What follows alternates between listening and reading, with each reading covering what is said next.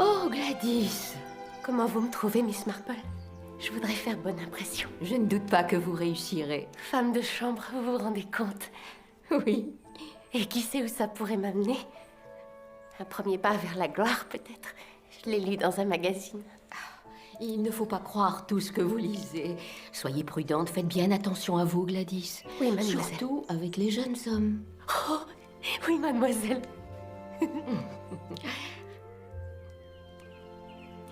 Vous avez été si bonne avec moi, Miss Marple. Non, non. Tellement gentille. Oh. Que Dieu vous protège.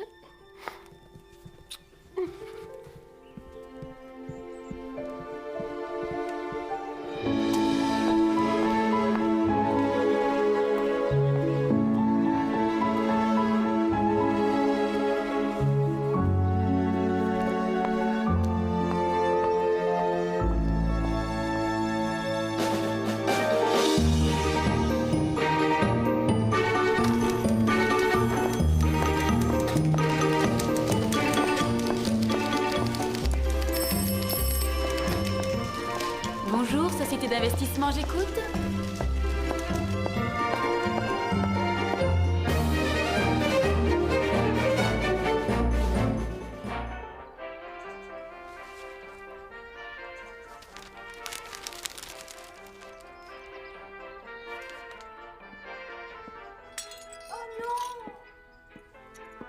Qu'avez-vous cassé cette fois, Tilly?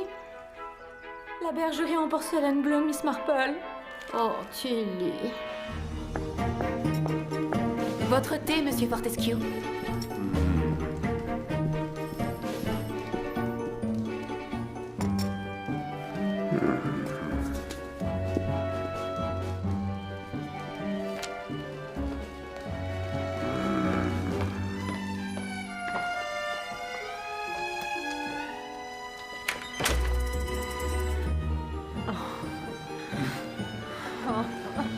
Tiens, très vilain garçon.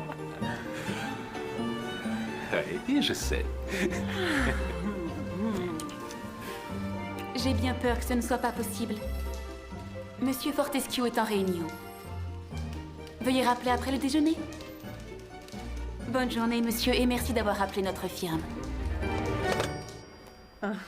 Dis-moi, tu crois que je vais leur plaire? À mon père, certainement. Il a été impressionné que je t'épouse. Que tu accèdes à la canaille aristocratique?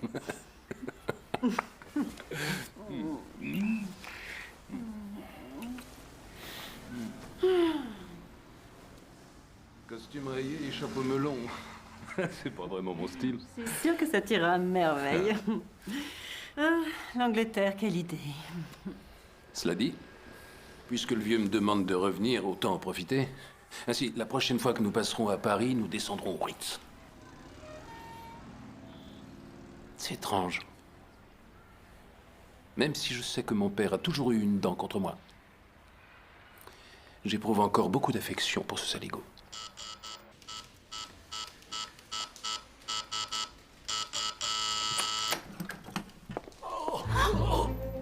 Monsieur Fortescue, êtes-vous malade? Que diable avez-vous mis dans le thé?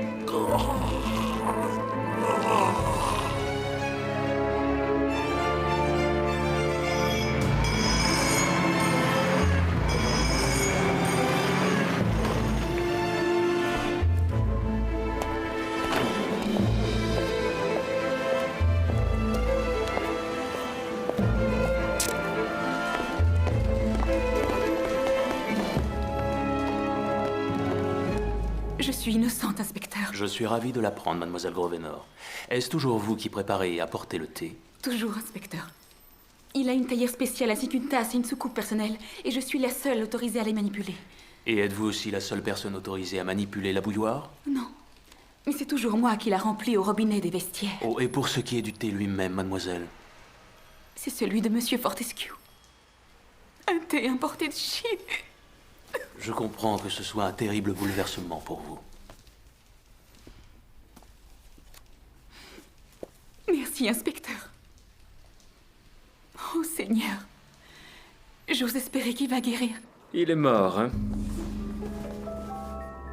Quand? Il y a 5 minutes. Le pauvre Rome n'avait aucune chance d'en réchapper. Le sergent Pickford est en train de fouiller ses effets personnels. Je vous le dis officieusement. Empoisonné? Bien sûr qu'il a été empoisonné.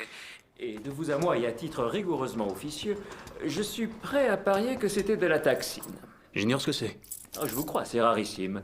On la trouve dans les bédifs, Les badifs? et qui poussent sur les arbres du même nom. Intéressant. Pourquoi? La propriété s'appelle la Loge aux Ifs. Ça pourrait être une explication facile à accueillir et, plus important encore, facile à administrer. Ah oui? Comment ça? Le pauvre homme a marmonné quelque chose à propos de santé, mais la taxine n'a pas pu agir aussi vite. Seuls les cyanures ont un effet immédiat. Mais dans ce cas, il serait mort avant l'arrivée des ambulances. Alors dites-moi, professeur, en combien de temps la taxine agit-elle? 1 heure ou 2. Peut-être 3 s'il a pris un petit déjeuner consistant. Si la taxine a été administrée au petit déjeuner, cela disculpe mademoiselle Grosvenor et les employés du bureau. Il y a quelque chose de bizarre, monsieur. Quoi donc, Pickford? J'ai examiné le costume qu'il portait et en fouillant les poches, j'ai trouvé des céréales à l'intérieur de l'une d'elles. Des céréales? Oui, monsieur, plutôt bizarre, non? Vous voulez dire des cornflakes? Non, monsieur, je veux dire du grain, du seigle, pour être plus précis. Oh, dites donc, c'est pas petit.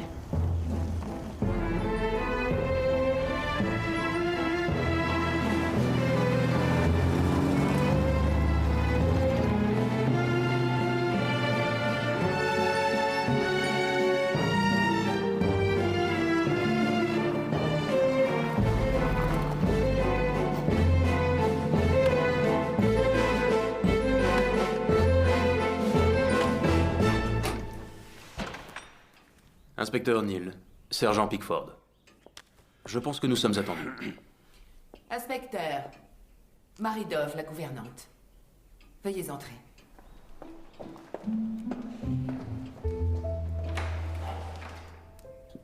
Adèle est la deuxième épouse de Monsieur Fortescue. Elle est beaucoup plus jeune que Monsieur. Elle a été manicure à Brighton. Et ils ont des enfants? Monsieur en a 3 de son premier mariage. 2 fils et une fille. Ils sont mariés? Les fils, oui, pas la fille. Il faut que je les voie, tous. J'ai bien peur qu'ils ne soient pas là. Adèle joue au golf, mais j'ignore où exactement. Sauriez-vous par hasard avec qui elle joue? Son professeur particulier, je suppose. Un certain Monsieur Vivian Dubois.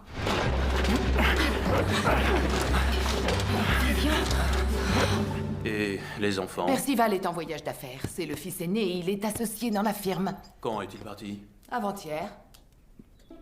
J'ai essayé de le contacter, mais il est injoignable. Il sera probablement de retour d'ici ce soir. Il vit ici avec sa femme, Jennifer. Oh, où est-elle? Elle s'est absentée pour la journée. Et Hélène, la fille, qui est végétarienne, elle a sûrement le nez planté dans un vieil ouvrage poussiéreux. Mais l'autre fils? Lancelot, il est au Kenya, Oh, je vois. avec sa femme, la veuve de Lord Anstice. Oh oui, le passionné de course C'est hippique. exact. Celui qui s'est fait exploser la cervelle. Que fait-il au Kenya? Il est parti s'installer là-bas. Après une dispute avec son père, ils se sont brouillés pour une histoire de chèque falsifié, je crois. Il vit en Afrique depuis des années. Avez-vous tenté de le joindre? Cela me paraît difficile. Je n'ai pas beaucoup de chance, n'est-ce pas? Hélas non, inspecteur. Alors, la mort de Monsieur Fortescue est due à un empoisonnement alimentaire. Tout ce qui sort de ma cuisine pour arriver à la table du maître a toujours été Non, mais irréprochable. je ne veux que quelques échantillons du petit déjeuner, Ah oui, madame. je vais vous les donner, ces échantillons, mon garçon. Un peu de marmelade, du jambon, du Depuis café. que je suis ici, je veille moi-même à la qualité de la nourriture que je cuisine. Et pour ce qui est du café, nous l'avons terminé à la pause. Et pour l'instant, aucun de nous n'est tombé comme une mouche. Vous débarquez tous ici comme si vous étiez chez vous. Moi, au moins, je peux être fière de mon travail. C'est pas comme certains. Crump! Viens ici immédiatement, espèce de paresseux! En plus du couple Crump, il y a Gladys.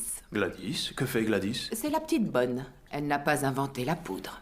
Bon, ce sont les seules personnes qui vivent dans cette maison? Oui. Voyez-vous, inspecteur, je ne serais pas le moins du monde étonné que Monsieur Fortescue ait dernièrement fait le projet de se réconcilier avec Lancelot. Qu'est-ce qui vous fait croire ça? Eh bien, Monsieur Percival a toujours été très apprécié de son père. Il lui faisait confiance, mais ces derniers temps, il ne s'entendait plus aussi bien. Son père s'était mis à faire des choses que Percival, extrêmement réfléchi en matière de finances, jugeait imprudentes. Vous semblez très bien informée, mademoiselle. Eh bien, ce n'est un secret pour personne. C'est toujours pareil avec toi, tu n'es qu'un imbécile. Ce projet est ridicule. Comment oses-tu? Parfaitement ridicule. Tu n'as aucune imagination, Nous aucune pourrions audace. perdre plusieurs Tu n'en as dizaines de jamais eu. millions. Tu as autant le sens des affaires qu'un chimpanzé. Père, Je écoutez-moi. regrette que Lance ne soit pas là. Lance? Lui, il en a dans le ventre. Merci pour tous ces renseignements, mademoiselle. Oh, attendez. Auriez-vous une idée de la raison pour laquelle M. Fortescue avait du grain en vrac dans sa poche? Du grain, inspecteur? Est-ce que ça évoque quelque chose pour vous? Non, rigoureusement rien. Bon, ce sera tout.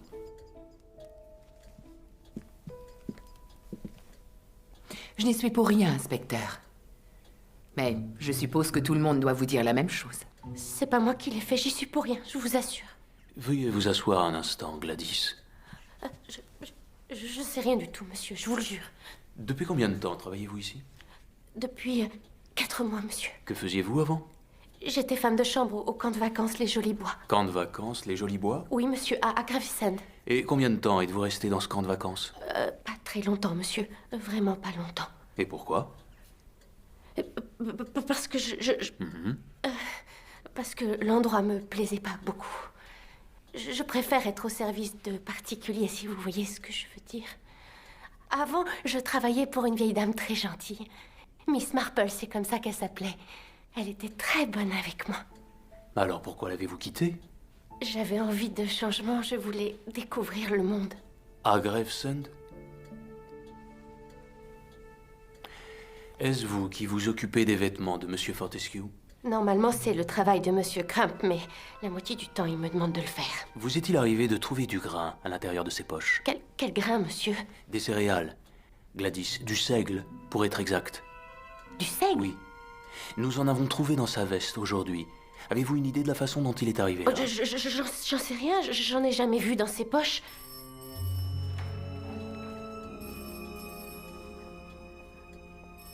Alors c'est vrai, monsieur?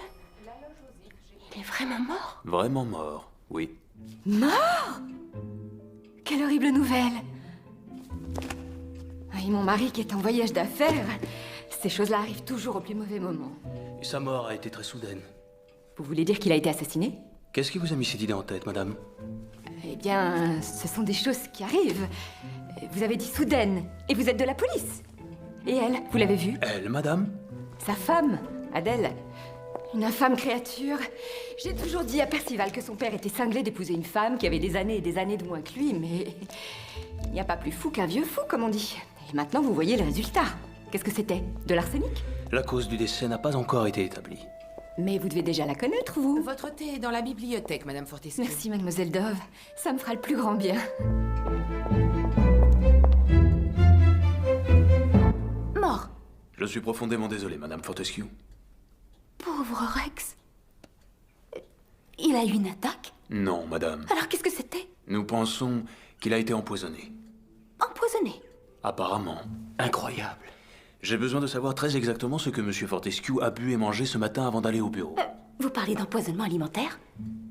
Qu'avez-vous compris, madame Fortescue? Mais nous nous sommes pourtant tous sentis très bien. Pouvez-vous l'affirmer pour toute la famille? Eh bien non, bien sûr que non, mais c'est affreusement choquant. Voulez-vous un brandy? Non, je ne veux pas de brandy. Je veux mon Rex. Pauvre Rex. Pauvre Rex, chérie. Chut, voyons, ressaisissez-vous. Je comprends que ce soit une perte très douloureuse pour vous. Oui, fichtrement douloureuse. Vous avez beaucoup d'ifs autour de la maison, n'est-ce pas, madame Fortescue? J'ai des quoi? Oui. Je parlais des arbustes. Des arbres. C'est sûrement pour ça qu'on l'appelle la loge aux ifs. Ne serait-il pas possible que des baies ou des feuilles aient été mélangées à la nourriture ou la boisson? Oh, Vivian, je ne supporte plus d'entendre ces horreurs. Il faut que j'aille m'allonger. Une dernière petite chose, madame Fortescue. Ne voyez-vous pas qu'elle est bouleversée? On a trouvé une poignée de grains dans l'une de ses poches. Avez-vous une explication? Non, absolument aucune. J'ignore de quoi vous parlez. Vivian. Mademoiselle Dove va vous conduire à votre chambre. Monsieur Dubois? Quoi? Où puis-je vous contacter si cela s'avère nécessaire? J'habite à l'hôtel du golf de Baden Heath. Maintenant, si vous voulez bien nous excuser. Sale petit sadique. Oh, Vivian.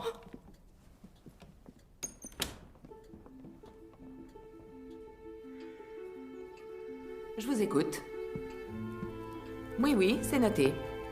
Au revoir. C'est un télégramme de Paris. Pour Rex Fortescue. Désolé, retard de votre lettre serait auprès de vous demain, heure du thé, Lance. Ainsi, l'enfant prodigue est de retour.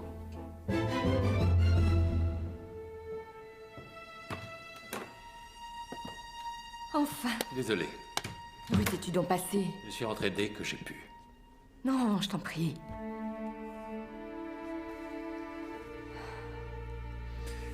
Quelle journée? Oui, on peut dire ça. On se croirait en état de siège.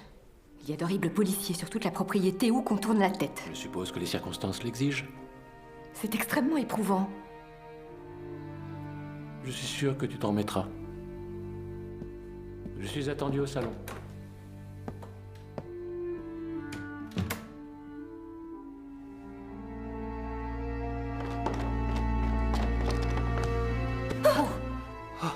Est-ce que c'est vrai Quoi? que Père est mort? Vous êtes sa fille, Hélène? Ah. Eh bien, c'est la vérité, hélas. Oh non, papa. Pauvre papa. C'était un homme épouvantable. Et sa mort va arranger bien des choses. Désormais, je pourrais faire tout ce dont j'ai envie. Il faut que je téléphone à Gérald. Empoisonné? Tout semble l'indiquer. Avez-vous une idée de comment... de qui aurait pu... Il est encore un peu tôt pour le dire. Ah oui, oui, je m'en doute. En revanche, vous m'aideriez énormément en m'apportant quelques lueurs sur les dispositions testamentaires de votre père. Oui, eh bien, mon père a rédigé un Nouveau Testament à l'occasion de son remariage, il y a de cela 2 ans. Il laisse à sa femme la somme de 100 000 livres, ainsi que 50 000 livres à ma sœur, Hélène. Quant à moi, je suis son légataire universel et bien entendu son associé dans la firme. Et rien à l'intention de votre frère? En fait, Lancelot et mon père étaient brouillés depuis déjà pas mal de temps. Ainsi, selon ce que stipule le testament, il y a 3 bénéficiaires qui sont Madame Fortescue, votre sœur et vous-même. Bénéficiaire est un grand mot en ce qui me concerne compte tenu de la succession et du fait que mon père s'est dernièrement montré, voyons, comment dire, très inconséquent dans ses opérations financières. Vous ne voyez plus la conduite des affaires du même œil? J'avais beau lui exprimer mon point de vue. Avec une certaine véhémence, je suppose. D'ailleurs, ne vous êtes-vous pas violemment empoigné? Je n'irai pas jusque-là. Pourriez-vous m'expliquer ce que cela signifie?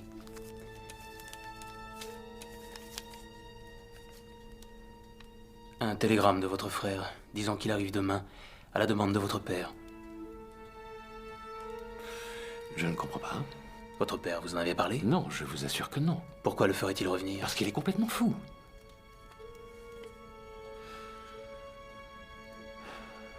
Était complètement fou. La vie nous réserve de drôles de surprises, n'est-ce pas?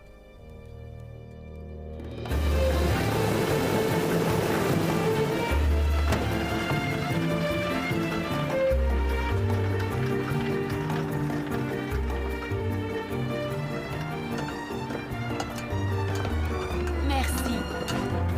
Au revoir, monsieur. Le vent souffle. Au revoir, mademoiselle.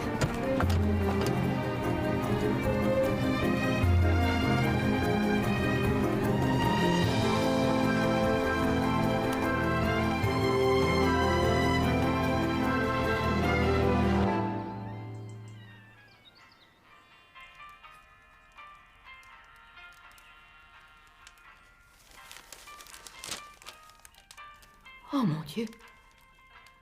Oh. Oh. Une poignée de grains, vraisemblablement du seigle, a été retrouvée dans l'une de ses poches. Voilà qui est intéressant. Mais c'est insensé. C'est parfaitement insensé. Apprendre le décès de son père et découvrir ensuite qu'il a été empoisonné. Vous n'avez aucune idée de qui aurait pu faire ça? Comment le saurais-je? Je vis à l'étranger depuis plusieurs années. J'ai cru comprendre, d'après ce que m'a dit votre frère, qu'il y avait eu une brouille entre votre père et vous. Oui, c'est exact. Alors, qu'est-ce qui vous a incité à revenir? J'ai reçu une lettre de mon père il y a environ 6 mois maintenant.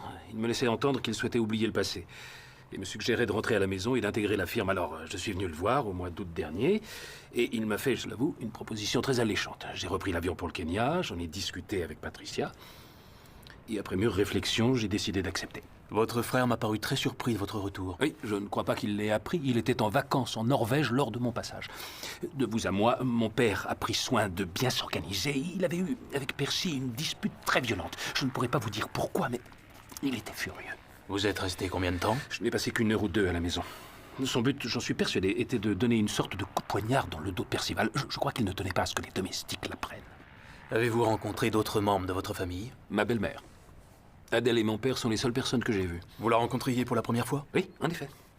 J'avoue qu'il est tombé sur un sacré numéro. Lui en avez-vous voulu de s'être remarié? Non, pourquoi donc? Ma mère est décédée quand j'avais 11 ans. En fait, ce qui m'a étonné, c'est qu'il ait vécu si longtemps tout seul. On peut considérer que c'est prendre un grand risque que d'épouser une femme beaucoup plus jeune que soi. Vous raisonnez comme mon frère, inspecteur. Alors, ma belle-mère est le suspect numéro 1, d'après vous? Oh, il est encore trop tôt pour le dire.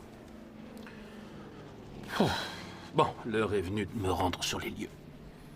Quant à toi, je voudrais que tu prennes un hôtel pour l'instant. Non, chérie, je veux t'accompagner. Non, je préfère pas. J'ignore quel accueil je vais recevoir. Et puis, je ne tiens pas à ce que tu te retrouves dans une maison où un empoisonneur circule en liberté. N'est-ce pas, inspecteur?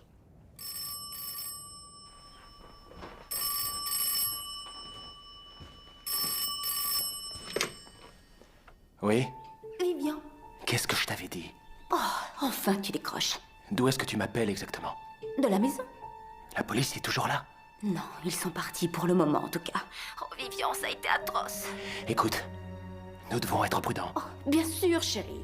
Ne m'appelle plus chérie. Mais enfin, Vivian. Et ne me téléphone pas, on ne sait jamais. C'est trop risqué pour le moment. Très bien.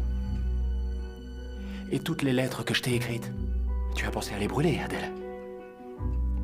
Tu les as brûlées, n'est-ce pas? Bien sûr que je l'ai fait, ne t'inquiète pas, Vivian. Je ne comprends pas ce qui t'arrive. Vivian? Tu es toujours là?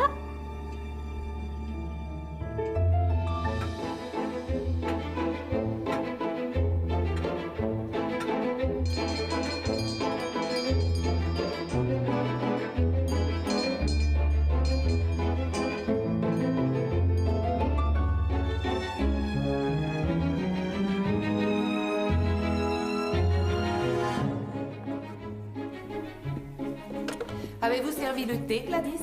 Il n'est pas encore 4h30. Il est 5h moins 20, Gladys. Qui était-ce au téléphone? Une erreur, mademoiselle. Enfin, où diable étiez-vous donc passé? Excusez-moi, madame. Ça n'arrête pas de sonner comme s'il y avait le feu. Dépêchez-vous d'aller servir le thé, petit écervelé. Ah.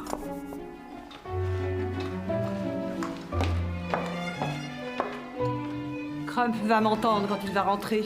Prendre son jour de sortie quand Monsieur Lancelot revient à la maison. Il y a déjà beaucoup trop de travail sans aller vadrouiller.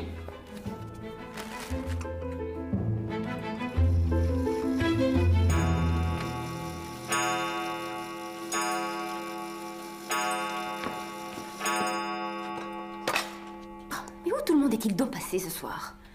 Mademoiselle Fortescue est rentrée depuis un moment. Quant à Madame Percival, elle écrit des lettres. Cette femme n'arrête pas d'écrire des lettres. Je vais lui dire que le thé est prêt.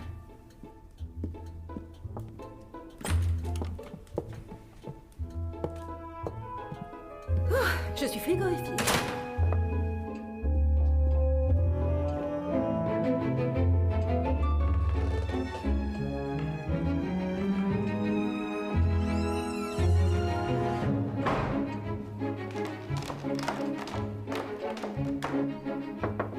Entrez.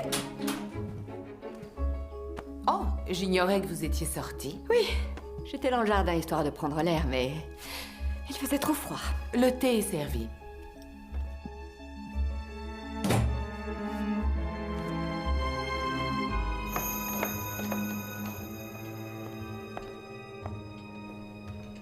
On ne va rien avoir à manger avec le thé?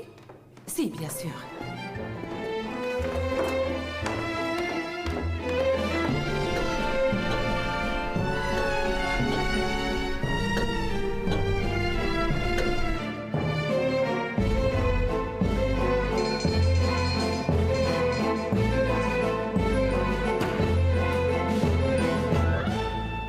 Monsieur Lancelot, Lui-même. vos bagages? Je n'ai que ceci. Je viens de renvoyer le taxi. Je me disais que vous étiez peut-être venu à pied. Votre femme n'est pas avec vous? Non, non.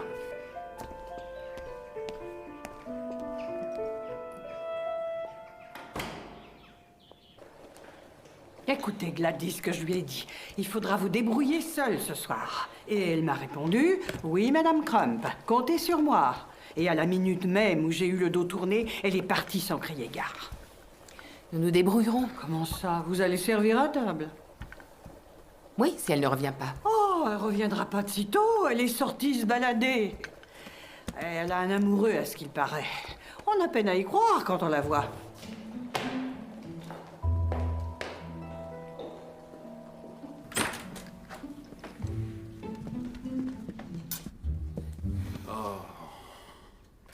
Je suis heureuse de te revoir. Chère Hélène. Pauvre papa. Oui, c'est bien triste. Je suis Jennifer. Enchanté de vous connaître.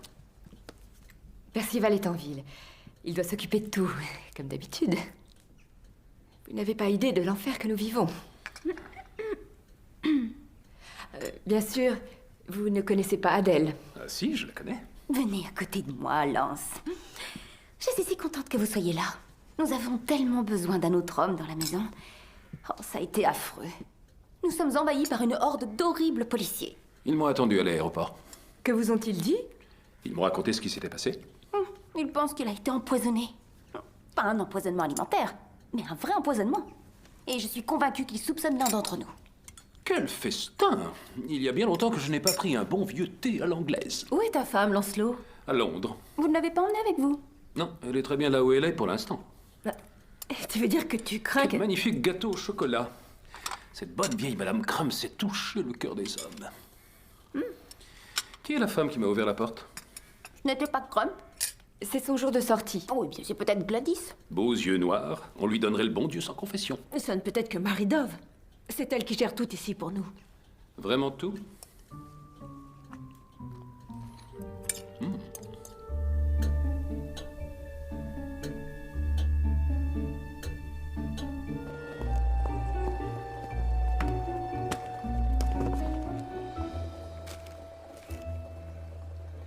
Comment va notre grande pâtissière?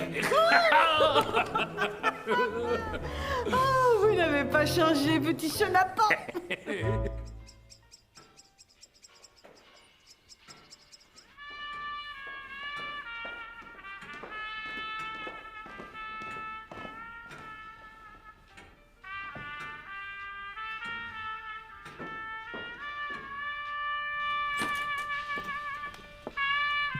Voulez-vous que j'allume la lumière, Madame Fortescue? La nuit tombe si tôt.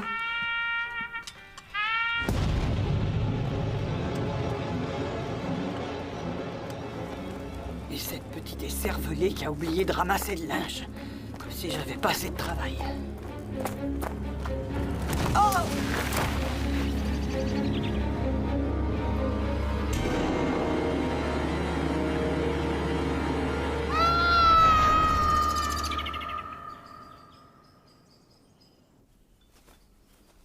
Dis-leur que tu viendras demain.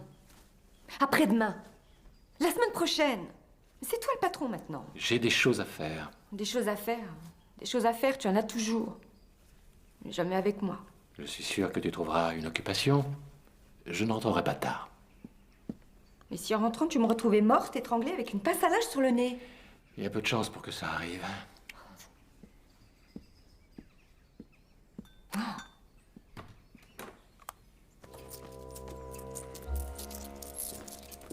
Que faites-vous?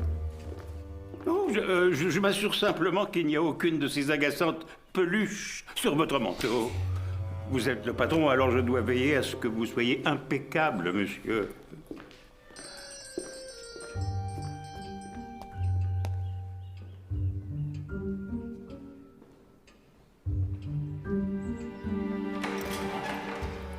Puis-je voir la maîtresse de maison?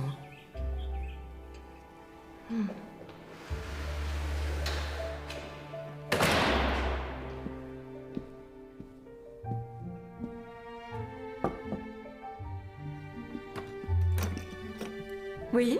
Nous avons une vieille dame qui demande à voir la maîtresse de maison, madame. Ça tombe mal. Je vais sortir. Très bien, madame. Demandez à Madame Lancelot de la recevoir. Si elle a daigné se joindre à nous, elle peut aussi bien se rendre utile.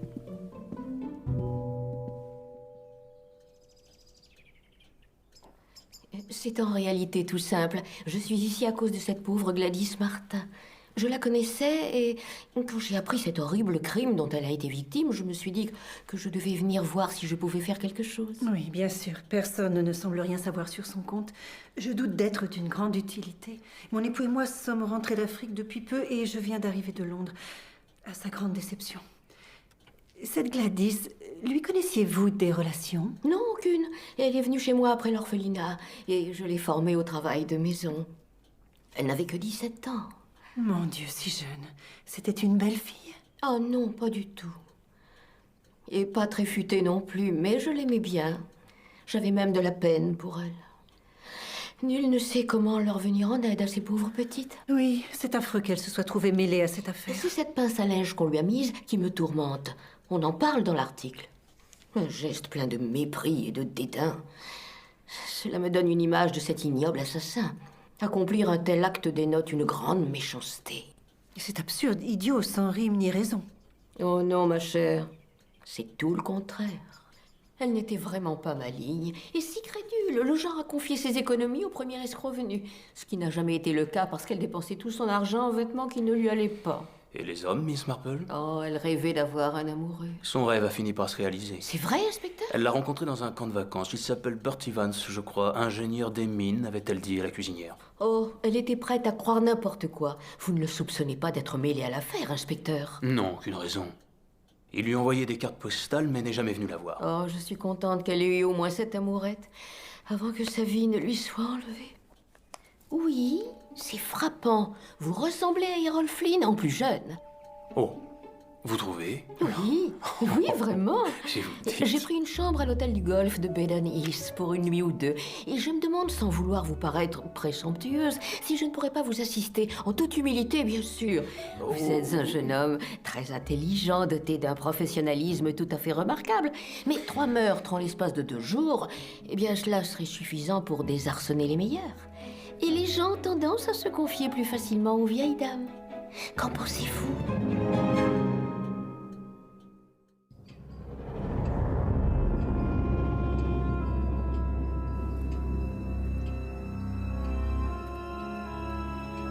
Rex Fortescue est mort empoisonné à la taxine. À la taxine? On la trouve dans les baies et les feuilles d'if. Oh, je le sais, inspecteur. Je me disais que c'était bien pratique ici. Et Madame Fortescue? Cyanure de potassium. Elle a pris le thé, en famille, dans le salon. Et la dernière personne à avoir quitté la pièce a été sa belle-fille, Hélène. Une vingtaine de minutes après, Mademoiselle Dove, la gouvernante, l'a retrouvée morte. Madame Fortescue avait mangé quelque chose? Ils ont pris un thé très copieux. Un gâteau, je suppose, et des brioches peut-être bien. Du beurre, de la confiture et du miel? Oui, et d'autres douceurs en plus, mais le poison était dans son thé. Eh bien, j'essayais de me représenter la scène, comme on dit. Et la pauvre Gladys? Elle a apporté le premier plateau avec le thé au salon, mais elle a laissé le plateau de pâtisserie dans le hall. Après ça, personne ne l'a revue. La cuisinière, Madame Crump, a pensé qu'elle avait pris sa soirée parce qu'elle avait mis ses bas nylons et ses chaussures neuves. Mais hélas, ce n'était pas le cas. Apparemment, elle s'est rappelé qu'elle avait laissé du linge dehors et quand elle est sortie le chercher, quelqu'un en a profité pour l'étrangler. Ce serait quelqu'un de l'extérieur? Ou de l'intérieur, mais quelqu'un qui a attendu qu'elle soit seule. Tout ceci semble former une suite logique, inspecteur. Logique? Eh bien, nous avons tout d'abord Monsieur Fortescue, Rex Fortescue, tué dans son bureau à la City. Ensuite, nous avons Madame Fortescue qui mange des brioches et du miel. Et puis la pauvre Gladys avec une pince à linge sur le nez. Pris dans leur ensemble, ces détails sont cohérents. J'ai peur de ne pas vous suivre, Miss Marple. Les journaux avaient raison, n'est-ce pas, sur ce que Monsieur Fortescue avait dans la poche. C'était bien du seigle. Oui, en effet. Eh bien, c'est d'une telle clarté. Tout à l'heure, Madame Lance Fortescue, une femme charmante, disait que c'était absurde, que cela n'avait apparemment ni rime ni raison. Mais c'est justement la rime là qui est frappante. Ah oui? Inspecteur, avez-vous par hasard eu l'occasion d'aborder la question des merles? Bête comme c'est bien, mais très gentille. Elle n'en avait pas beaucoup là-haut. Elle n'avait d'ailleurs pas grand-chose pour elle, mais finir comme ça, avec un bas autour du cou et une pince à linge sur le nez... Pourquoi commettre un acte d'une telle méchanceté? Oh, cette fille savait quelque chose, Miss Marple. Le jour où le maître a été tué, elle était tellement nerveuse que tout lui tombait des mains. Mais qu'est-ce que vous avez aujourd'hui? Oh, excusez-moi, Madame Crump. À croire que vous n'avez pas la conscience tranquille. Oh, ne dites pas ça, Madame Crump.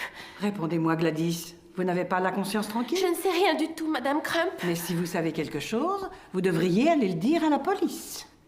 Je ne pourrai pas, Madame Crump. Ah, dites la vérité tout de suite et renoncez aux œuvres de Satan. Et de toute façon, on ne me croirait pas. De quoi parlez-vous, Gladys? De rien, Madame Crump. Je ne sais rien du tout. Elle a dû voir ou entendre quelque chose. Oh, sans l'ombre d'un doute, Miss Marple. Oui, mais quoi? Je n'ai jamais beaucoup apprécié la femme de Monsieur Percival. Mais pour quelle raison? C'est son attitude. Elle est méprisante avec nous, elle nous regarde toujours de haut.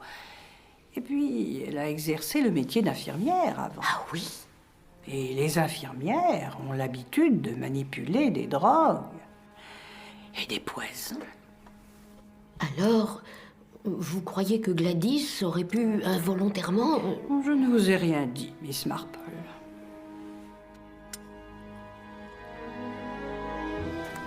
Monsieur! Monsieur! Je l'ai trouvé dans les buissons.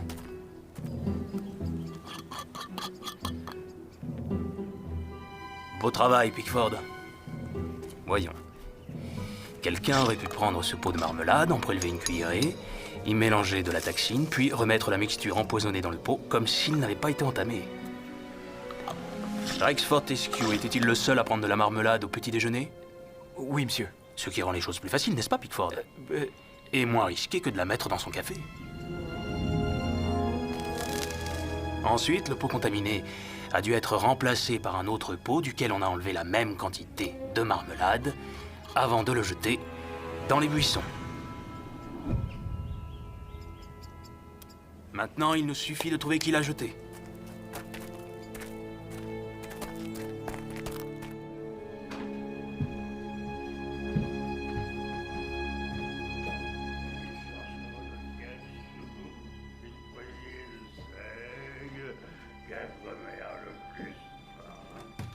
Pâté en croûte qui se met à chanter à l'heure du raout. N'est-ce point là, mais de choix à offrir à son... Oui, j'adore cette comptine, moi aussi, Monsieur Crump. Des épreuves aussi difficiles vous usent les nerfs. Je vais partir, j'en ai assez. Je ne supporte pas ce Percival. Madame Crump va-t-elle partir aussi? Si elle a de la jugeote, elle partira. Il y a des choses bizarres qui se passent ici, quand Monsieur Fortescue s'est bagarré avec machin chose. Et ce maudit Merle. Ce maudit Merle, Monsieur Crump. Et machin chose. Machin chose? Oui, machin chose. Ce machin chose, qui est-ce, Monsieur Crump? Le grand roi, dans sa tour, racontait ses deniers. La reine, à son salon de miel, se bergeait. Et la bonne au jardin, son linge étendait. Meurtrier, qu'elle a dit. Qui l'a dit? Madame machin chose. Elle est allée où déjà? Oh oui, Pinewood, c'est ça. Pinewood, Monsieur Crump? Qui est où? Marple, Jane Marple. À la vôtre, Miss Marple. Oh, Seigneur.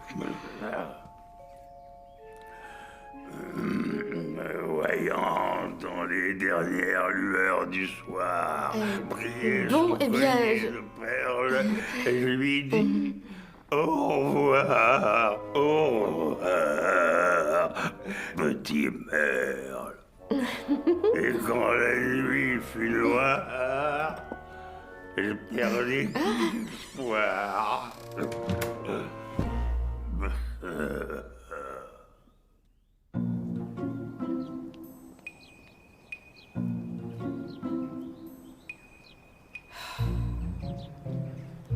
Je suis sûr que tu apprécieras, n'est-ce pas, ma chérie? Madame Fortescue?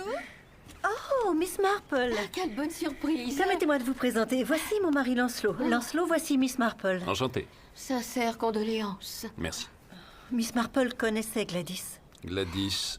La petite bonne, avec la pince à linge sur le nez. Gladys, pauvre fille. Oui, je suis convaincue qu'elle a vu ou entendu quelque chose de suspect. Vraiment? Oui, c'est ce que soupçonne Madame Crump. Mais la question est, qu'est-ce que c'était? Vous travaillez pour la police, Miss Marple?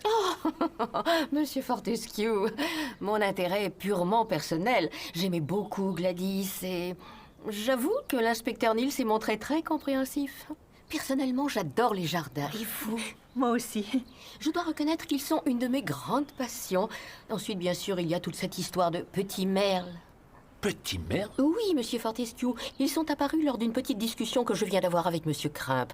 Il y a fait allusion, disons, qu'il en a évoqué un. Si je me souviens bien, les termes précis qu'il a employés étaient le maudit Merle. C'est très étrange, n'est-ce pas? Bon sang, il devait faire allusion à la vieille mine au Merle. De quoi s'agit-il, Monsieur Fortescue? Une transaction à laquelle mon père se serait livré il y a des années avec un dénommé Mackenzie. Une mine en Afrique occidentale. Mackenzie aurait succombé à une fièvre et sa femme a cru à autre chose. Elle a débarqué ici avec ses 2 enfants et a fait un esclandre terrible. Je me demande ce qu'est devenu Madame Mackenzie quant à ses enfants. Il doit être grand maintenant. Jusqu'à preuve du contraire, vous avez été la dernière personne à voir Adèle Fortescue vivante. L'avant-dernière, inspecteur. Oui. Il était environ 17h20 quand vous avez quitté le salon, n'est-ce pas? Environ, oui. À quelques minutes près. Quand vous vous êtes retrouvé seul avec Madame Fortescue, de quoi avez-vous parlé? Nous avons parlé de Gérald.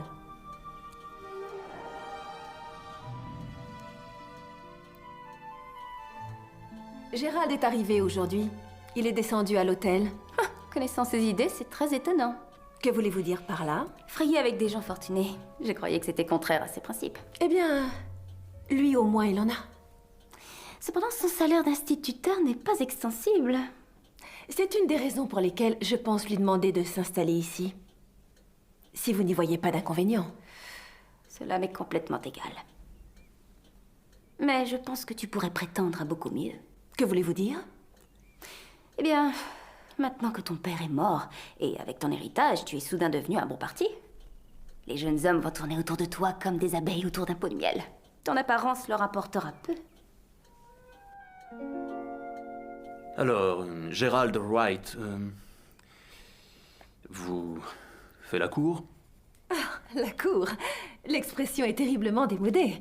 Mais vous avez des manières de vrai gentleman, inspecteur. Oui, Gérald et moi avons maintenant l'intention de nous marier. Maintenant? Maintenant que papa est mort. Il avait profondément blessé Gérald. Il en a été tellement mortifié que je n'ai pas eu de ses nouvelles pendant des semaines. Mais il est revenu maintenant. Je lui ai télégraphié quand papa est mort. Et qu'avez-vous fait après avoir quitté Madame Fortescue? Je suis allée faire une promenade. Une courte promenade. Vous êtes allé jusqu'à l'hôtel du golf? Oui. Mais Gérald n'était pas là.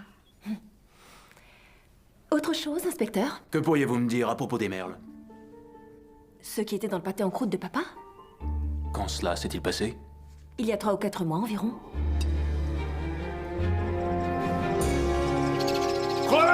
Ça l'a rendu fou furieux. Savez-vous qui les avait mis là? Je n'en ai pas la moindre idée. Maintenant, si vous voulez bien m'excuser. Oh, une dernière chose, mademoiselle.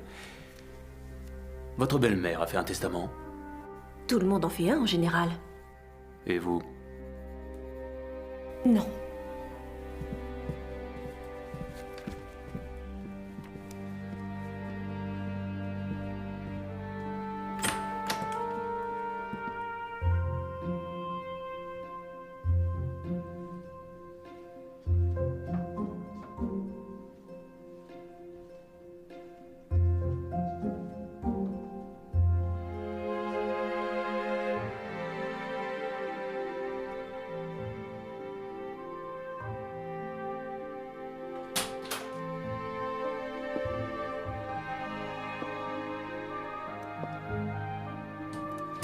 Gladys, vraiment.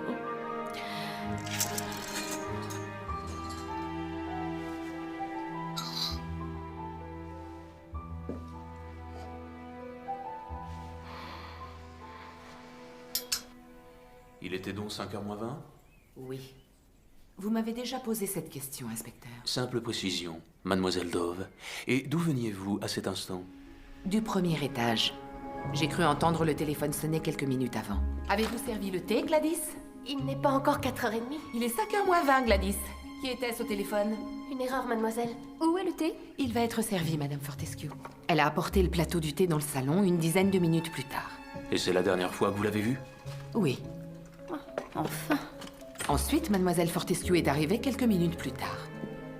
Oh, je suis frigorifiée. J'allais monter dire à Madame Percival que le thé était servi. J'ai d'ailleurs cru l'entendre arriver, mais je m'étais trompée. Vous voulez dire que vous avez entendu quelqu'un marcher à l'étage? Oui, ça venait d'en haut de l'escalier. Mais ne voyant personne descendre, je suis montée. Oh, j'ignorais que vous étiez sorti. Le thé est servi. Quelle heure était-il? Il était presque 17h. Et quand Monsieur Lancelot est-il arrivé? Quelques instants après que je suis redescendue. Je croyais qu'il serait arrivé plus tôt, mais... Arrivé plus tôt? Pourquoi? Parce que je croyais l'avoir entrevu par la fenêtre du palier. Dans le jardin? Oui. Après avoir dit à Jennifer Fortescue que le thé était prêt? Non, pas à ce moment-là. C'était plus tôt quand je suis descendue la première fois. Êtes-vous sûr de ce que vous avancez? Sûre et certaine. J'ai d'ailleurs été surprise de le voir sur le seuil quand j'ai ouvert la porte. Monsieur Lancelot? Lui-même. Ce n'était pas lui que vous avez vu dans le jardin. Son train était attendu à 16h20. Alors il a dû arriver ici au plus tôt, peu avant 5h. Je suis pourtant sûre d'avoir vu quelqu'un.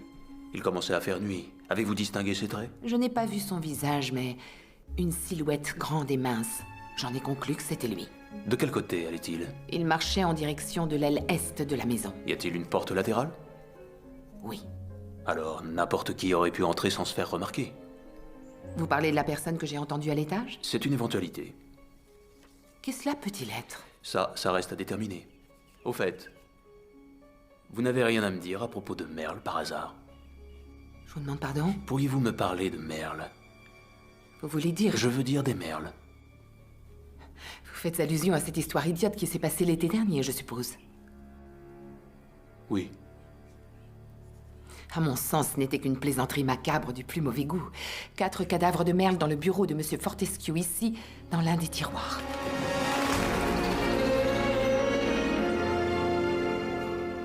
Pourquoi aurait-on fait une chose pareille? Je n'en ai aucune idée, inspecteur.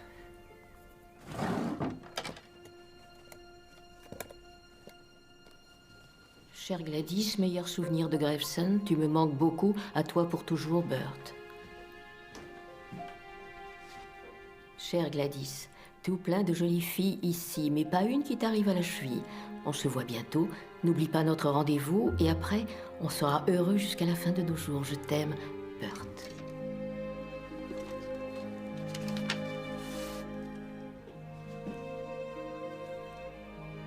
Ah. Gladys. Puis-je vous aider?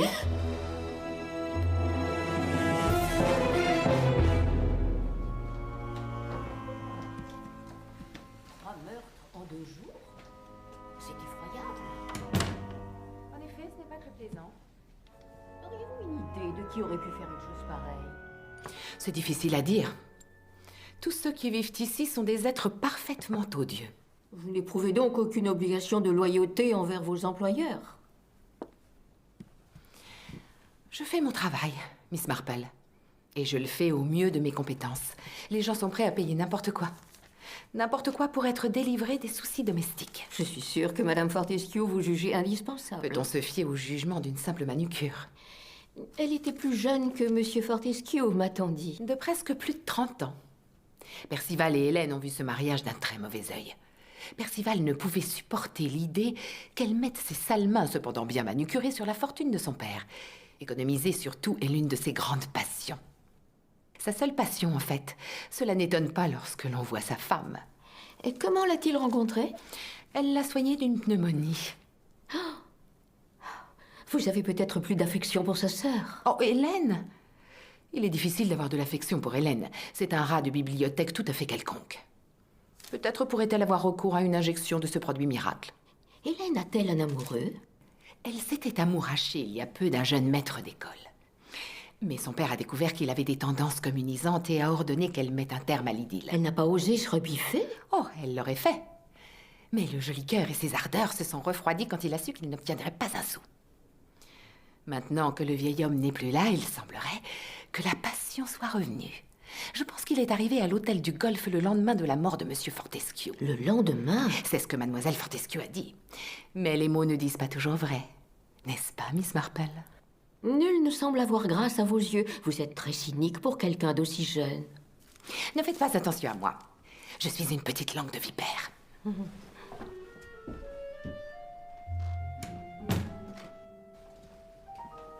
Attention à vous, Crump. Elle vous a à l'œil.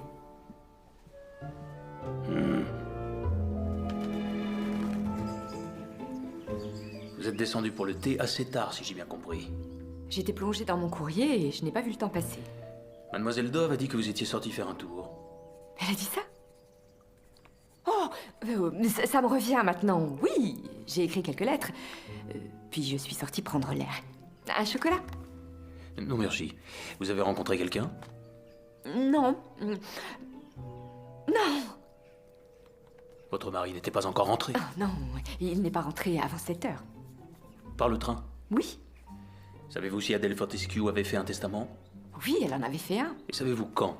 Il y a 1 mois environ. Percival n'en a jamais rien su, ni lui ni personne. Je l'ai croisée tout à fait par hasard dans la grande rue. Elle sortait de chez le notaire. Elle m'a dit qu'elle n'avait pas voulu s'adresser au notaire de la famille parce que son testament ne regardait personne d'autre qu'elle. Je n'ai jamais eu de tendresse pour elle. Elle était trop vulgaire à mon goût. Mais maintenant qu'elle est morte, c'est un épouvantable drame.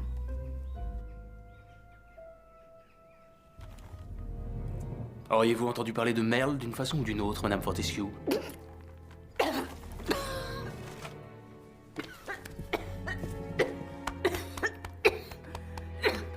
Merci. Merci. Je vous écoute, Madame Fortescue. Si, j'ai entendu parler de Merle. Quel genre de Merle, inspecteur? De Merle en général, de Merle qui vole et qui siffle si joliment. Ou encore de Merle mort. Cela vous dit-il quelque chose? Peut-être faites-vous allusion à ceux du pâté en croûte? Ou à ceux dans le bureau de Monsieur Fortescue? Une plaisanterie grotesque, voilà ce que c'était. Il était furieux. Il nous avait demandé si nous n'avions pas vu rôder des étrangers autour de la maison. Des étrangers? C'est ce qu'il pensait. Donnait-il l'impression d'être troublé? Oui, un peu. Mais je me souviens pas très bien, ça remonte à plusieurs mois, voyez-vous. Puis-je vous en prendre un, Madame Fortescue? J'ai un petit faible pour les pralinés. Oh.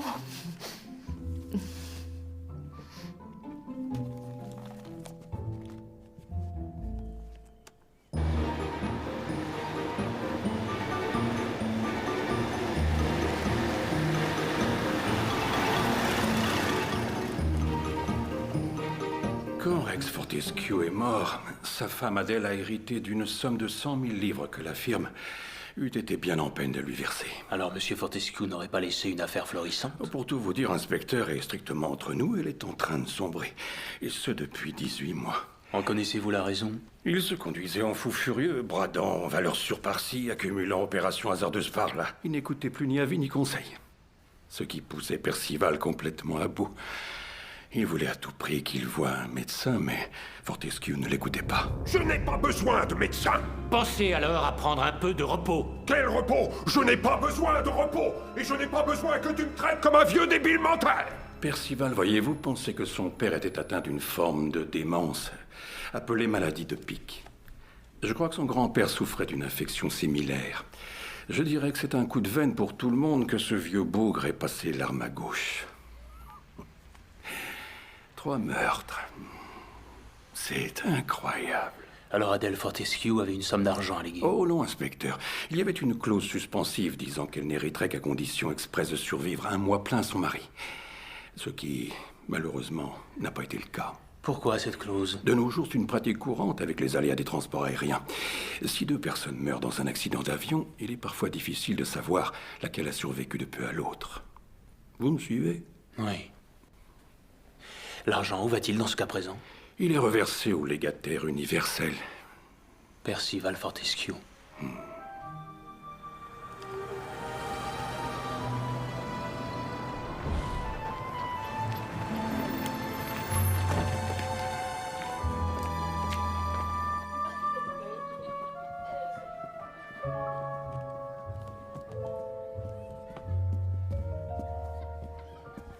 Bonsoir, monsieur White. Bonsoir.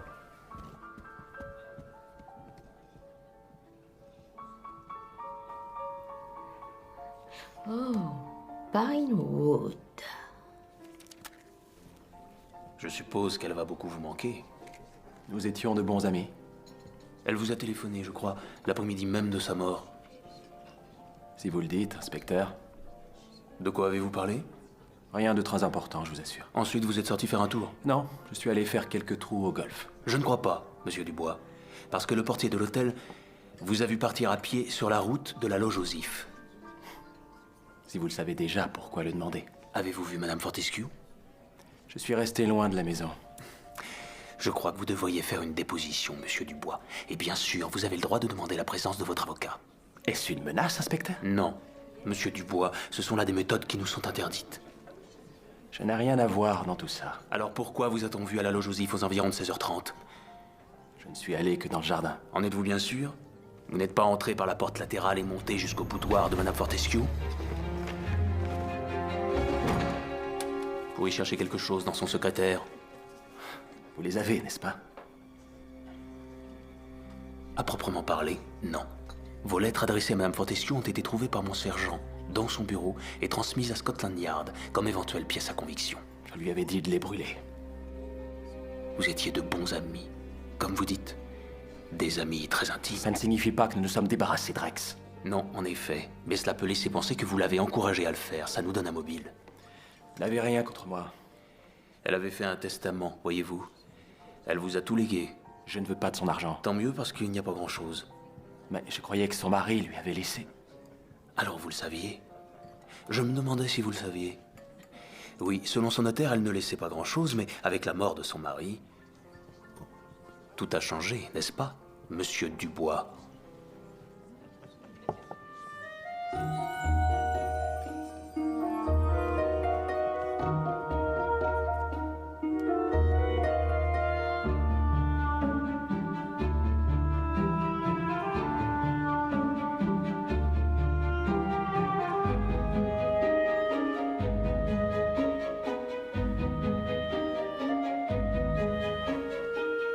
Merci.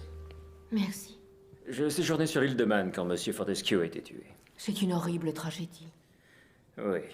Et vous êtes revenu ici peu après? Hélène m'a demandé de venir. Sans doute avait-elle besoin d'une épaule réconfortante sur laquelle pleurer. Je suppose, oui. Vous étiez fiancé, n'est-ce pas, Monsieur Wright? Oui, en effet.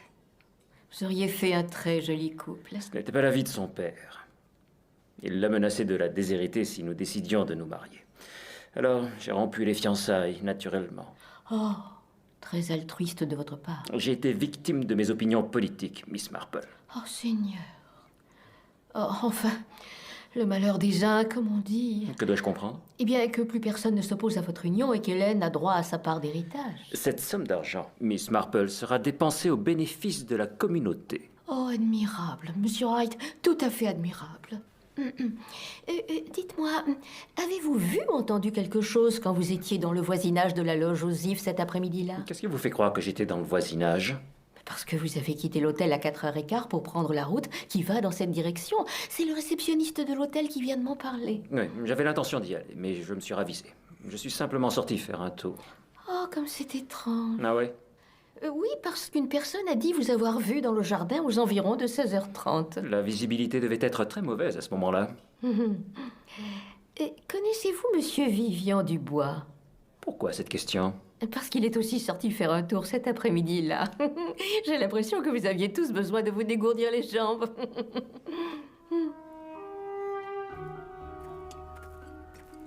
Ils vont et viennent et ne nous mettent au courant de rien. On peut supposer qu'ils ont enfin trouvé une piste sérieuse. T'as tellement de dégâts envers nous. Passe-moi la marmelade, s'il te plaît, chérie. Si j'ai bien compris, Hélène, tu as l'intention d'épouser... Quel est son nom, déjà? Gérald, Gérald. Oui, Gérald. Ensuite, quels sont vos projets? nous voulons fonder une école. Tu veux dire que tu comptes retirer tout ton argent de l'affaire? Plutôt que de l'y laisser, oui. Tu as dit toi-même qu'elle était sur le point de couler. Mais tu risques de tout perdre. Ou de tout gagner. Je te soutiens, Hélène. Et toi, quels sont tes projets, Lancelot? Tu repars au Kenya? Eh bien, ce n'est pas si évident. Tu tu n'as jamais aimé notre pauvre petite Angleterre. En vieillissant, l'être humain change, il s'assagit. Alors, après mûre réflexion, j'en ai discuté avec Patricia. Bref, tout bien considéré, mon cher, j'ai décidé d'intégrer la firme. En tant qu'associé minoritaire, bien sûr, mais je détiens suffisamment de parts pour avoir mon mot à dire, non? Oui, bien sûr, Lance, vu sous cet angle-là. Je savais que c'était une bonne idée. Et que ça te ferait plaisir. Ne crains-tu pas de t'ennuyer à la longue? Après la vie au grand air, les safaris, la nature. Tu sais, une fois qu'on a vu un éléphant... L'affaire est en très mauvaise posture et ce sera pire quand nous aurons versé sa part à Hélène. Tu as entendu? Alors ramasse tes billes tant qu'il y en a. Vous n'avez pas idée de ce qu'a enduré Percival alors que vous bagnaudiez avec les indigènes. Il était malade d'inquiétude. Et maintenant, vous revenez, plein d'arrogance. Jennifer, je t'en prie. Je dis ce que je pense, au regret de vous déplaire. J'ai besoin d'aller prendre l'air.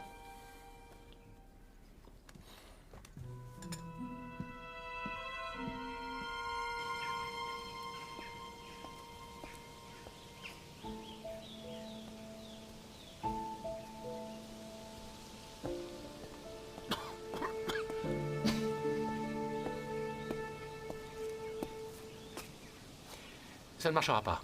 C'est aussi simple que ça. Je te connais trop bien. Tu vas très vite te lasser. Et quand je dis que les affaires vont mal, crois-moi, je n'exagère pas. Père a littéralement jeté l'argent par les fenêtres l'an dernier. Alors c'est une chance que quelqu'un ait mis de la taxine dans son thé. Non? Eh bien, pour être honnête, sa mort nous a en quelque sorte sauvés de la faillite. Écoute, Lance, je t'aime beaucoup. Tiens mais... bon. Je pense sincèrement que nous ne parviendrons jamais à nous entendre. Alors, dissoudre la société serait de loin le plus raisonnable. Tu veux me racheter mes parts? Il n'y a pas d'alternative. Comment vas-tu te débrouiller pour me verser mon dû? Nous nous répartirons les titres. En te réservant les valeurs sûres et en me donnant à moi les valeurs spéculatives aberrantes. Qui peuvent plus tard se révéler immensément rentables. Oui, comme cette mine d'or qu'on appelle la mine aux merles. Non, peut-être pas celle-là. Père disait qu'il était sûr qu'elle ne valait rien. Il était allé prospecter avec Mackenzie, qui est mort là-bas. Oui, je crois.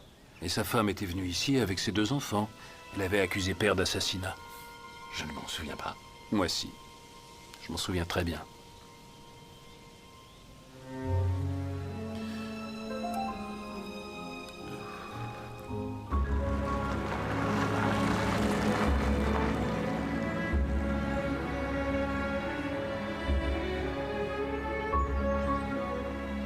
C'est très gentil à vous de me recevoir, Madame Mackenzie. Eh bien, je pense que vous avez connu Rex Fortescue. Il est mort récemment, vous avez dû en entendre parler. Je crois que vous lui avez rendu visite autrefois. Il avait été associé avec votre mari pour l'exploitation d'une mine en Afrique, la mine aux merles.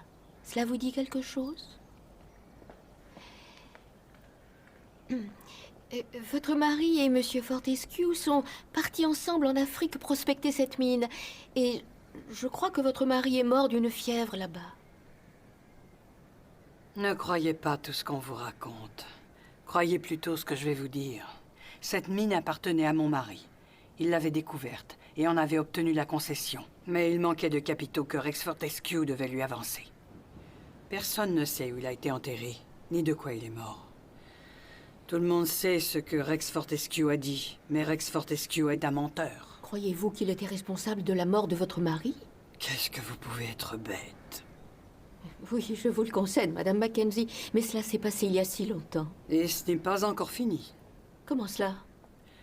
Rien n'est jamais réglé qui ne soit équitablement réglé.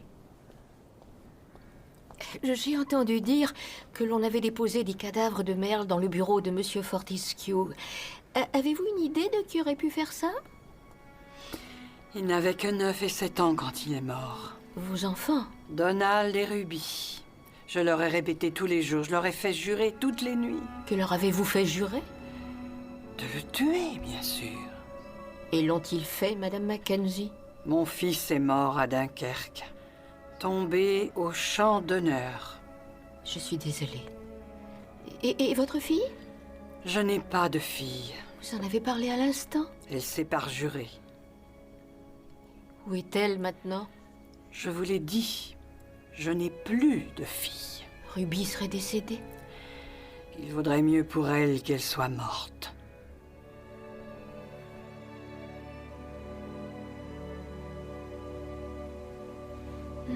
Est-ce que des membres de sa famille viennent la voir? Je crois que sa fille est venue une fois avant que je sois infirmière ici. Mais sa visite avait tellement agité cette pauvre Madame Mackenzie que le médecin lui avait conseillé de ne pas revenir. Seriez-vous à tout hasard où je pourrais la rencontrer? J'en ai pas la moindre idée. C'est très gentil d'être venue, Miss Marple. Oh. Je suis sûre que ça lui a fait du bien de voir une ancienne voisine. Est-ce qu'elle s'est souvenue de vous? Je ne crois pas lui avoir laissé un souvenir impérissable.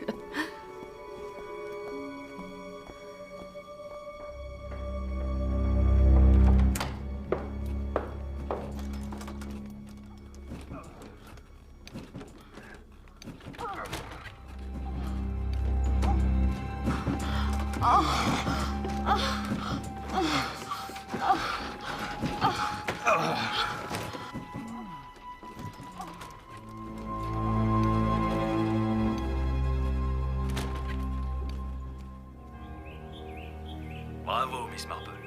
Nous allons vous recruter si vous n'y prenez pas garde. Oh, inspecteur. Autre chose, vous avez raison. Il y a un sens à tout ça. Les merles morts sont liés à la mine aux merles. On a le seigle dans la poche du mort, le pain et le miel pour le thé, et le troisième meurtre, Gladys étranglée, une pince à linge sur le nez. Ce que vous venez de dire, Oui, eh bien...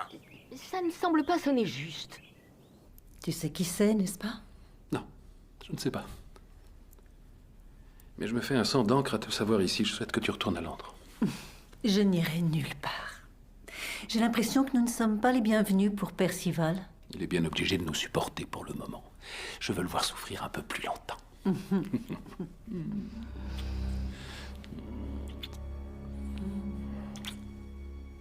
Je pense qu'il est très important d'utiliser son temps de façon constructive. Vous n'êtes pas de mon avis? Oh si. Je passe toutes mes journées seule, sans aucune compagnie agréable, mais au moins je fais un effort. Je dois avouer que les gens des environs ne sont pas mon genre. Trop, m'as-tu vu? Un brin vulgaire, à mon avis. Bien sûr, Adèle y avait trouvé sa place. Mon beau-père s'est fourvoyé avec son second mariage. Oh, je ne voudrais surtout pas médire des morts, mais Adèle était folle des hommes. Oh, Seigneur. Elle jetait l'argent par les fenêtres, et il ne lui en faisait aucun reproche. Cela choquait Percival, il en était malade. Il n'a jamais aimé le gaspillage. Il est très regardant en matière d'argent. Et avec l'étrange comportement de son vieux père...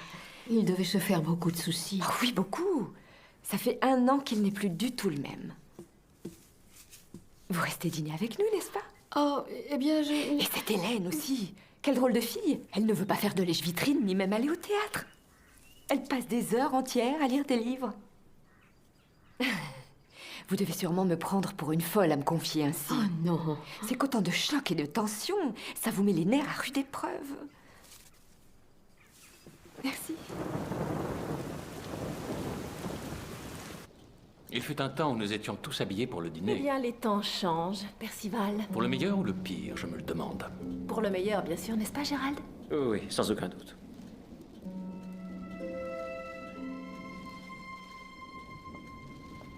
Il fait un temps de chien.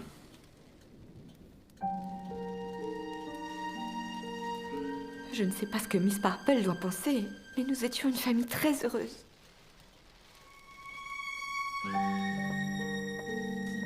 Vous plaisez-vous à Bédonis, Miss Marple? Eh bien, étant donné les circonstances, Monsieur Fortescue... Où est Patricia?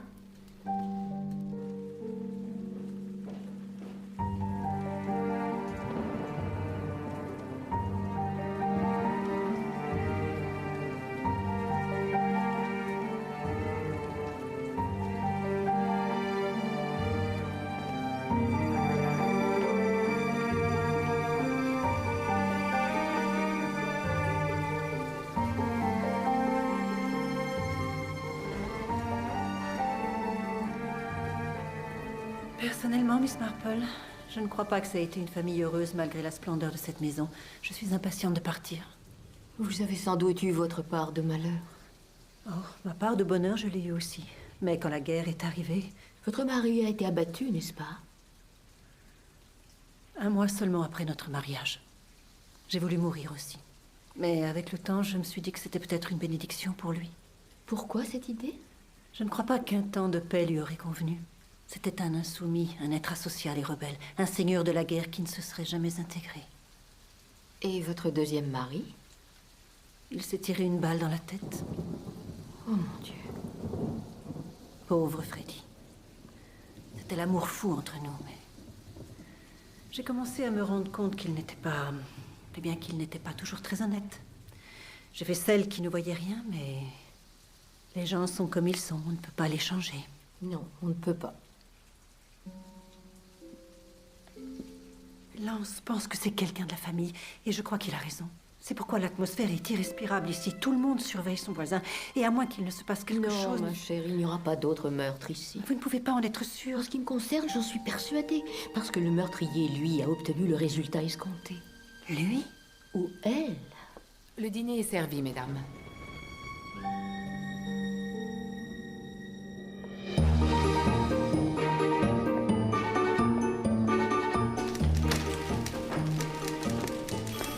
Bonjour, mesdemoiselles. Vous travaillez dur? Bonjour, monsieur. Bonjour. Bonjour, monsieur. Bonjour, monsieur.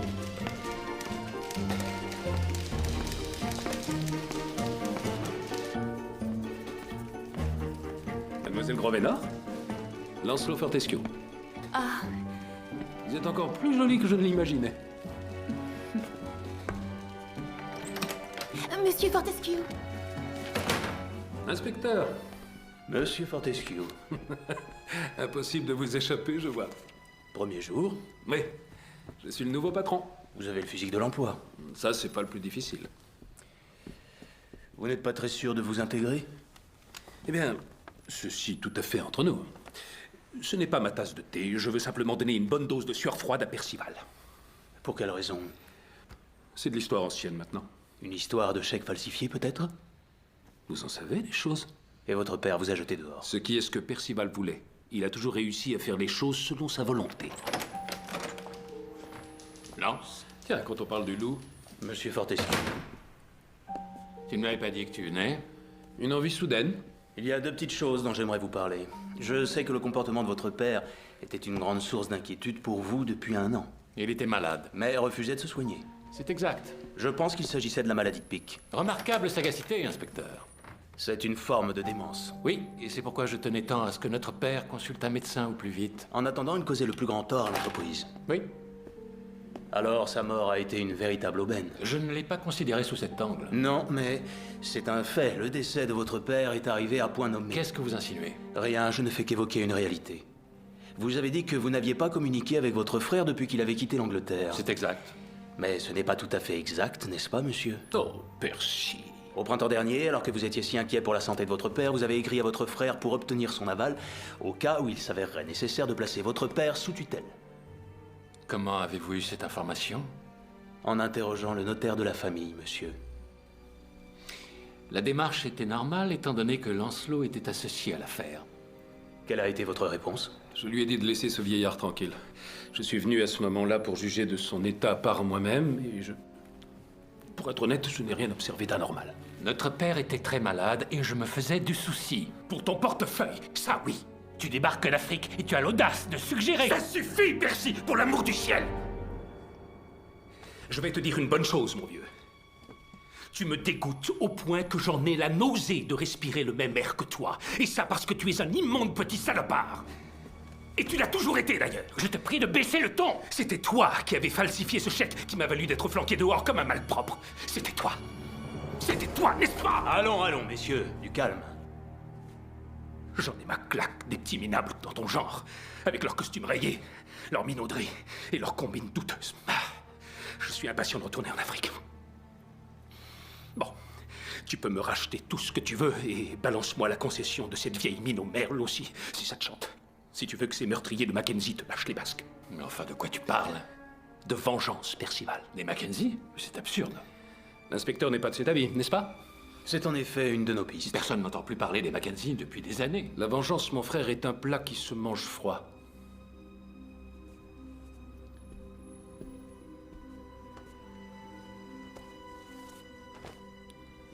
Bonne journée, messieurs.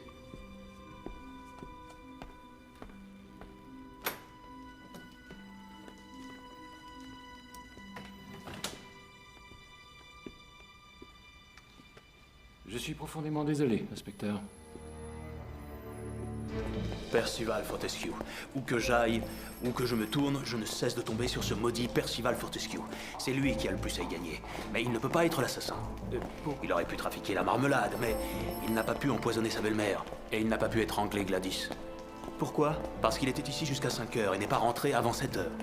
Mais il y a d'autres personnes qui avaient un mobile. Marie Dove. Est-ce là votre vrai nom? Voilà une bien étrange question. Insinuez-vous que j'ai une autre identité? Oui. J'insinue en outre que vous vous appelez Ruby Mackenzie. Votre vrai nom est-il Ruby Mackenzie? Je m'appelle Marie Dove. Prouvez-le. Voulez-vous voir mon extrait de naissance? Cela ne prouverait rien. Ce pourrait être celui d'une amie ou d'une personne décédée.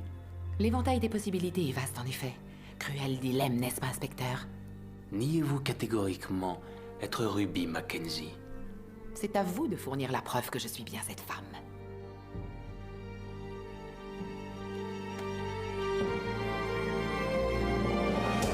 Entrez.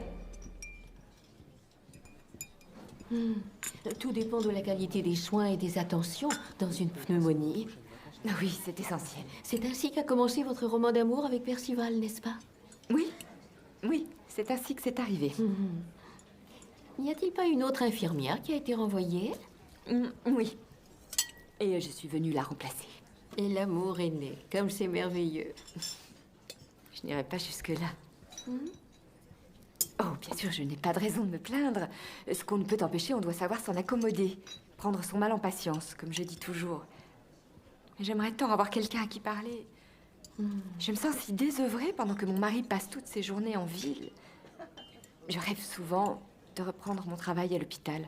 Votre métier représentait beaucoup pour vous. À l'époque, je n'en étais pas consciente. Mais maintenant, quand j'y repense, je regrette presque d'être venue ici. Finalement, je n'ai que ce que je mérite. Je n'aurais jamais dû faire ça. Vous n'auriez dû jamais faire quoi, ma chère petite? Jamais dû épouser Percy.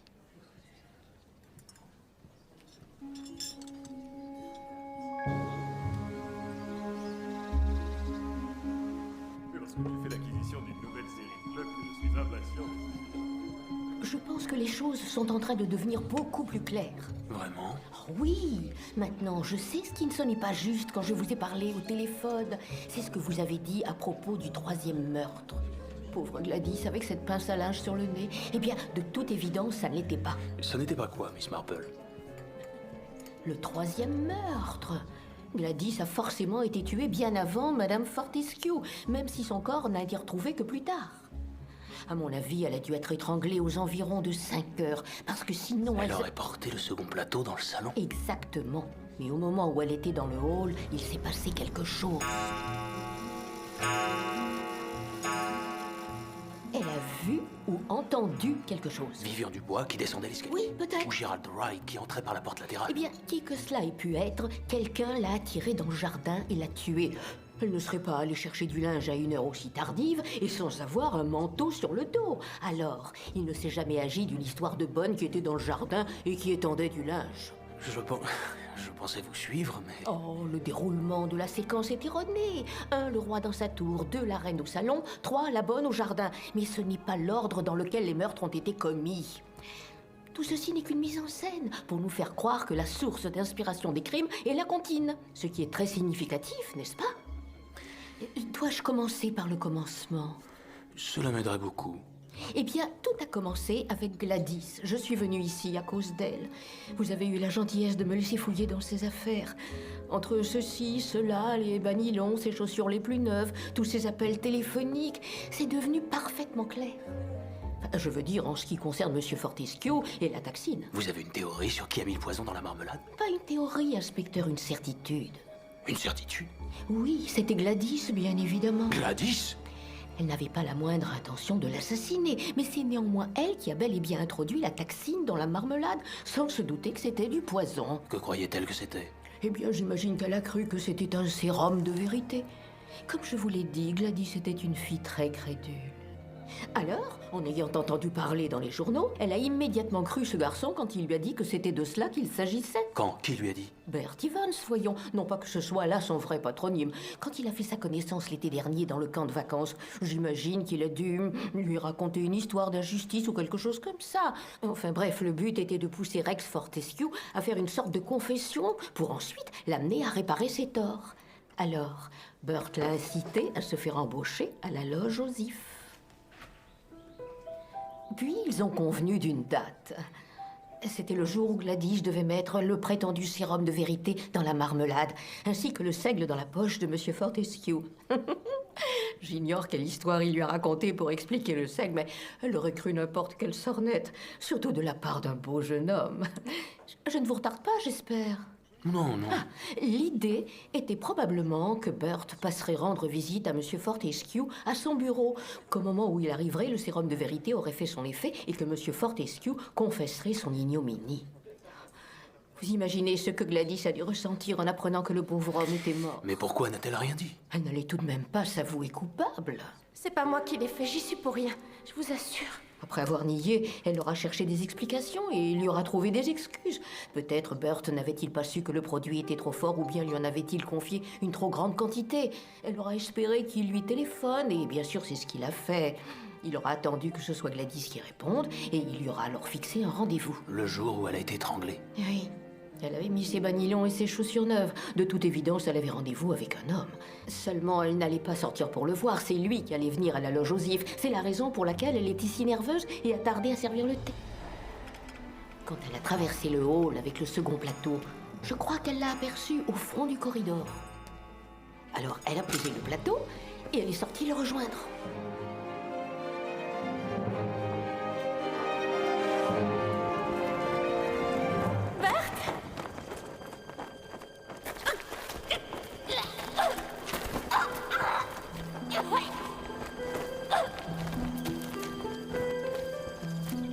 Il fallait qu'elle meure. Il ne pouvait pas courir le risque qu'elle parle. Puis, pour que cela coïncide avec la comptine, il lui a planté une pince à linge sur le nez, ce qui se rapprochait le plus d'un oisillon venu lui becqueter le nez.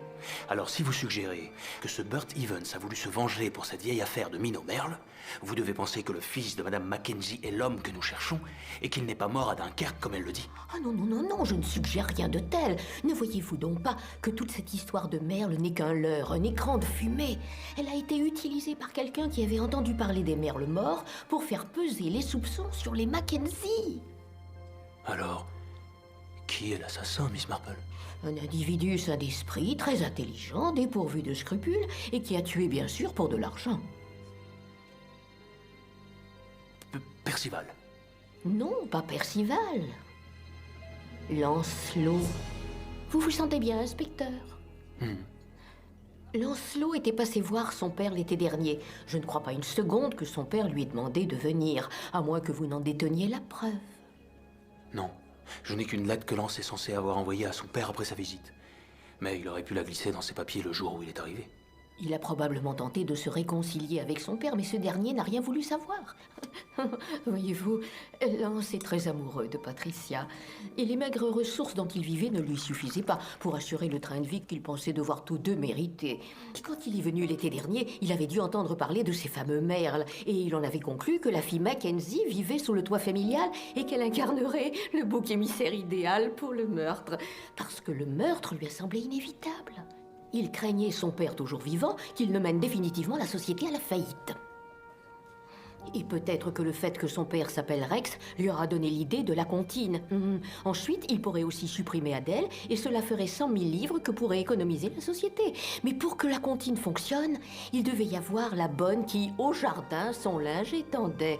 Une innocente complice qu'il réduirait au silence avant qu'elle ne puisse parler, et qui lui avait procuré un alibi à toute épreuve pour le premier meurtre.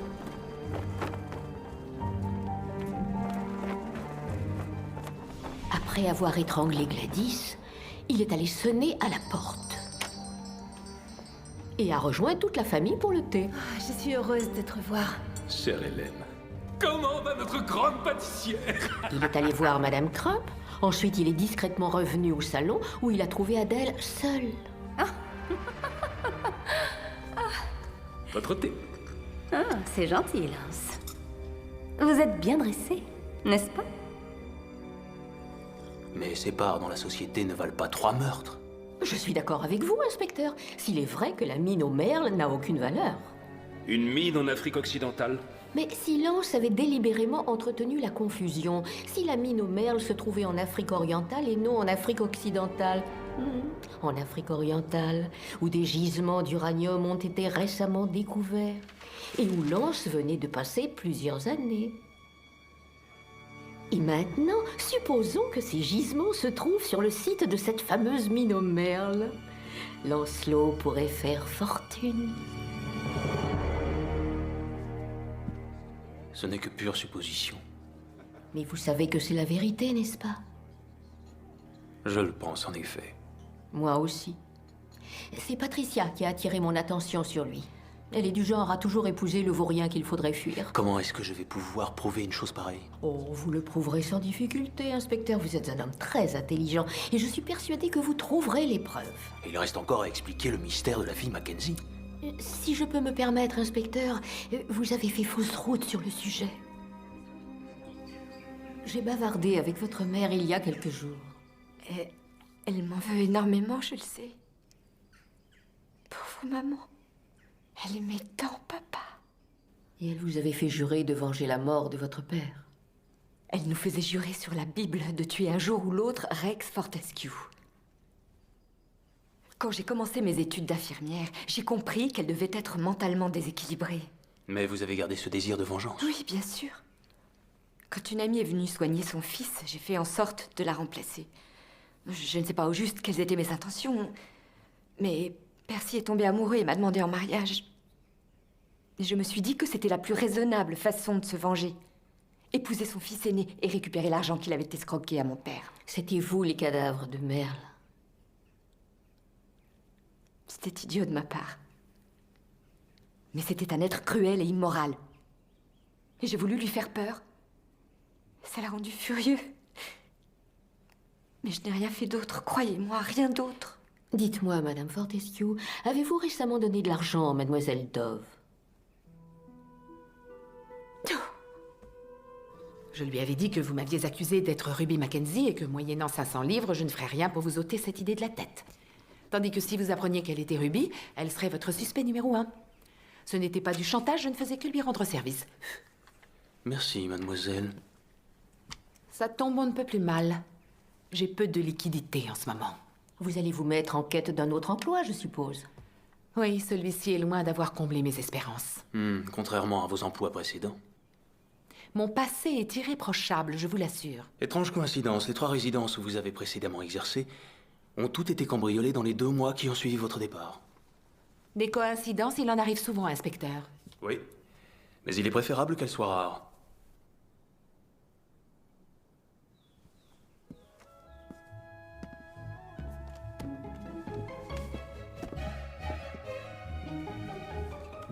Et comment avez-vous deviné pour l'argent?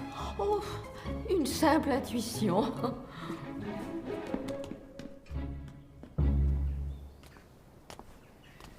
Je regrette que vous partiez. J'ai mené à bien ce que j'étais venue faire. Cela n'a pas été une partie de plaisir, mais il est important que le crime et l'ignominie ne puissent triompher. Je ne comprends pas. Non, bien sûr, peut-être qu'un jour vous comprendrez. Au cas où un événement fâcheux viendrait bouleverser votre vie, promettez-moi de ne pas désespérer. Oh, Miss Marple, vous allez me faire peur. Promettez-le-moi. Mais comment pourrais-je désespérer avec Lance à mes côtés?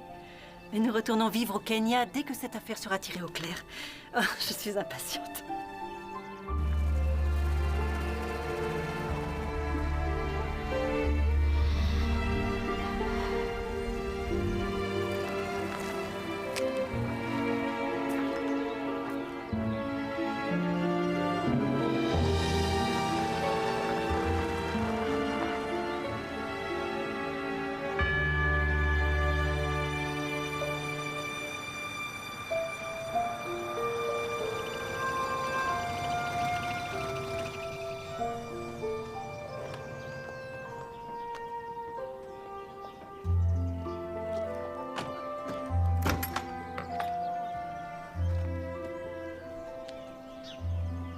Tenez, mademoiselle. Merci.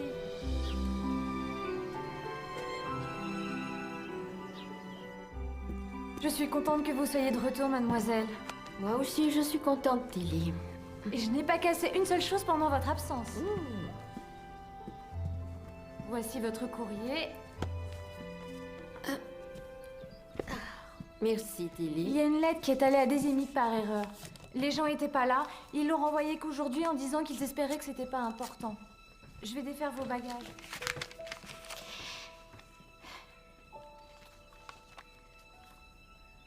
Chère mademoiselle, j'espère que vous ne m'en voudrez pas de vous écrire, mais je sais vraiment pas quoi faire. Vous avez dû lire les journaux. Ils disent que c'est un meurtre, mais j'aurais jamais fait quelque chose de mal. Et je sais que Burt non plus. On s'est rencontrés l'été dernier et on devait se marier. Seulement Burt avait été grugé de ses droits par ce monsieur Fortescue. Mais Burt avait un ami qui travaille dans un endroit où on fabrique ces nouvelles drogues. Et il y en a une qui s'appelle Sérum de vérité. Oh, mademoiselle, je sais pas quoi faire. Si seulement vous pouviez venir m'aider. Je n'ai jamais pensé à mal, ni Burt non plus. Je vous envoie une photo de nous deux. Burt ne sait pas que je l'ai. Il n'aime pas être pris en photo.